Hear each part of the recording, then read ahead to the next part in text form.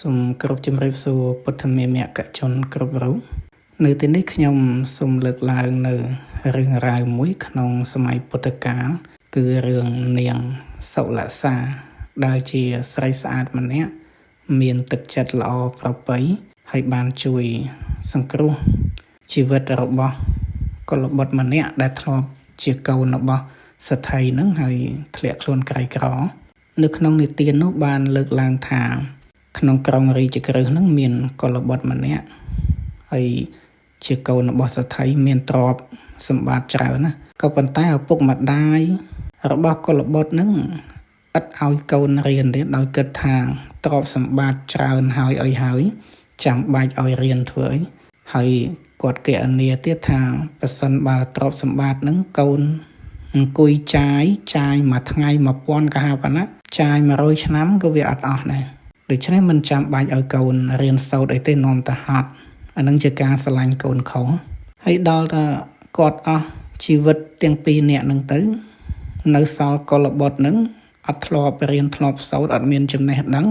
ទៅសែបគប់បុគ្គលខុសសែបគប់អ្នកប្រមាក់អ្នកប្រព្រឹត្តអបាយមុខទ្រព្យសម្បត្តិនឹងមានគង់វង្សមានសល់ណាត្រូវពួកអានឹងលបួងលួងលោមផឹកស៊ីសបាយហឺហាទៅអស់លីងរហូតធ្លាក់ខ្លួនទៅជាអ្នកសុំទានចៃដន្យថ្ងៃមួយដើរសុំទានទៅជួបពួកចៅថា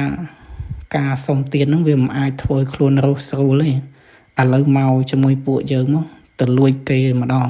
កុលបុត្រហ្នឹងក៏ព្រមទៅតាមហើយគេជាចៅគ្រប់គ្នាគេដឹងល្បិចកិច្ចកនលួចហើយគេដឹងវិធីកិច្ចខ្លួនវាអត់បញ្ហាទេដល់តែខ្លួនឯងវាអត់ធ្លាប់ទៅលួចជាមួយគេហើយអត់ចេះរបៀបកិច្ចខ្លួនអត់ចេះវិធីដោះខ្លួនត្រូវគេចាប់បានយកទៅដាក់ទោសគេវាយសំពងហើយគេចងបណ្ដាលយកទៅសម្លាប់គេស្រែកអាក្រោះពេញទីក្រុងនៅពេលនឹងហើយដែលនាងកញ្ញាម្នាក់ឈ្មោះសុលសានឹងគាត់នឹកហួសក្នុងចិត្តគាត់ថាកុលបុត្រនេះដល់ថ្នាក់ម្លឹងធ្លាប់តែជាកូនរបស់សេដ្ឋីមានទ្រព្យសម្បត្តិស្ដុកស្ដំ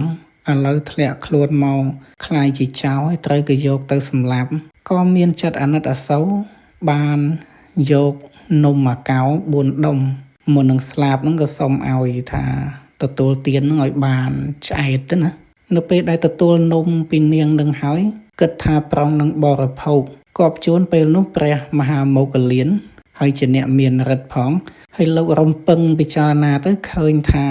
កុលបុត្រនេះប្រសិនបើអាត្មាអញអត់ជួយទៅសង្គ្រោះទេពេលដែលស្លាប់ទៅនឹងគឺនឹងធ្លាក់ទៅនរកតែម្ដងក៏លោកនិមន្តទៅកន្លែងទីពេជ្ជឃាតនឹងហើយកុលបុត្រនឹងក្រោយពីឃើញព្រះមហាមោគលាននិមន្តទៅចំពោះមុខបែបហ្នឹងខ្លួនឯងគិតថានំនេះបើទោះជាហូបទៅក៏ហូបទៅវាងាប់អដែលហើយណាមួយអត់ដែលបានធ្វើទានធ្វើកុសលអីសោះអញ្ចឹងទៅជាងហូបទៅវាគង់តែងាប់ដដែលឥឡូវធ្វើទានជាមួយនឹងលោកតែម្ដងទៅក៏ប្រកែនំនឹងទៅលោកទៅហើយព្រះមហាមោគលានលោកចង់ឲ្យបរោះនឹងជ្រះថ្លាលោកឆាន់នឹងមុខនឹងតែម្ដងដើម្បីញ៉ាំងសេចក្តីជ្រះថ្លានឹងឲ្យពោពេញកុលបុត្រនោះពេលដែលឃើញព្រះមហាមោគលានលោកឆាន់នឹងមុខផ្ទាល់តែម្ដងអញ្ចឹងក៏កើតសេចក្តីជ្រះថ្លាធ្វេរឡើងក៏ប៉ុន្តែទន្ទឹមពេលនឹងសេចក្តីជ្រះថ្លាដែលកើតឡើង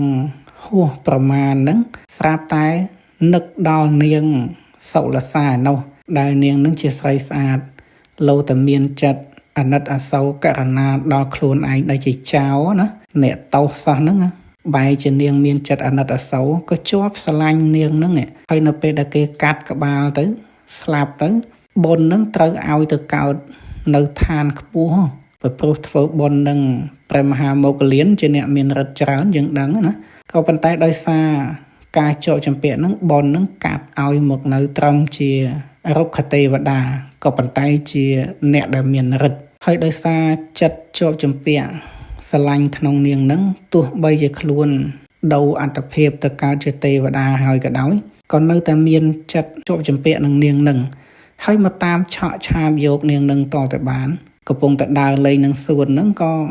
បណ្ដាលឲ្យទីកន្លែងហ្នឹងងឹតមកបន្តិចហើយក៏យកនាងហ្នឹងទៅ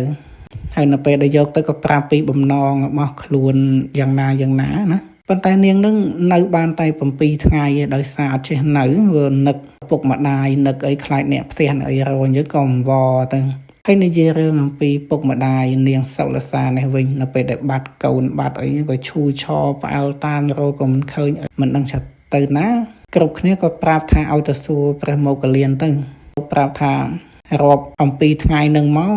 ដល់ថ្ងៃទី7ចាំទៅមើលនៅវត្តទៅឃើញហើយពិតដូច្នោះមែននៅពេលដែល7ថ្ងៃកន្លងទៅក៏នាងនឹងវ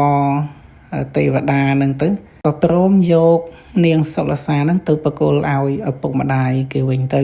ហើយនេះជាការបញ្ជាក់ទៅលើអំណាចនៃសង្ឃរតនៈដែលធ្វើទានចំពោះព្រះសង្ឃមានបុណ្យមហាសាលបែបហ្នឹងហើយក៏ជាការបង្ហាញទៅលើភាពស្មោះត្រង់របស់បរិសុទ្ធយើងផងដែរបើទោះបីជាអត្តភាពជាអ្វីក៏ដោយចុះក៏ចិត្តស្មោះចិត្តស្រឡាញ់នៅតែមានជាតារាបែបហ្នឹង